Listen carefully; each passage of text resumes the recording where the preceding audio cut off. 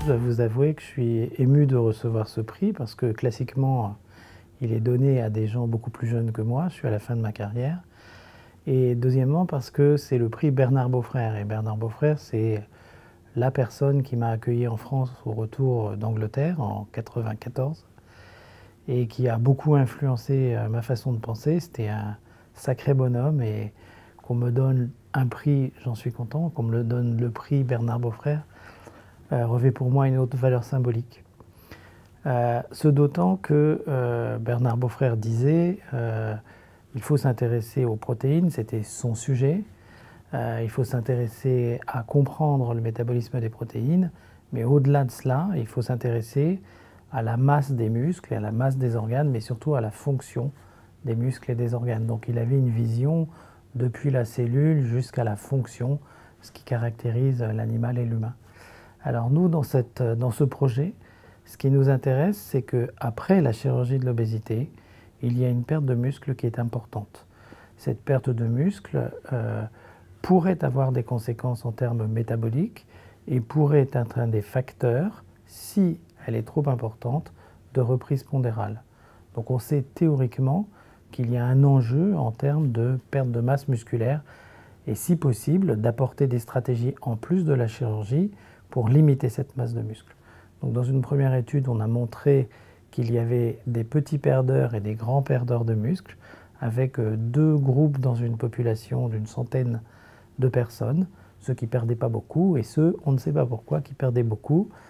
On l'a mesuré à 3 mois et à 12 mois, les choses semblent se corriger, mais pas totalement.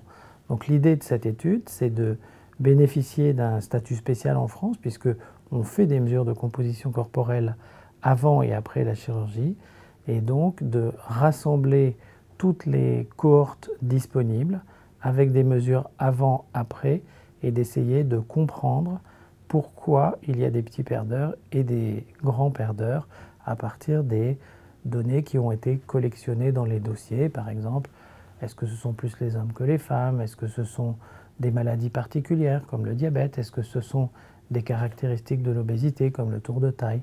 Donc essayer de trouver des déterminants à cette grande perte de muscle pour bien évidemment essayer de la contrebalancer par des stratégies prospectives. Donc on fait une base rétrospective et de cette base on espère tirer les leçons d'une base prospective.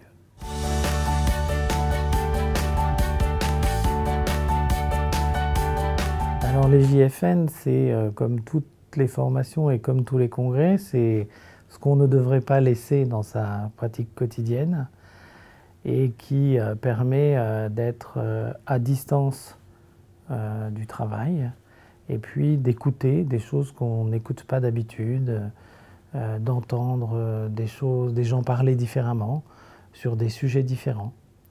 Même si je suis un spécialiste de l'obésité, je sors de la session obésité, j'ai été émerveillé d'entendre un psychiatre parler de potentiel évoqué, de choses qui me paraissent loin de ma pratique, mais en sortant, je me suis dit, c'est intéressant, peut-être il y a un potentiel.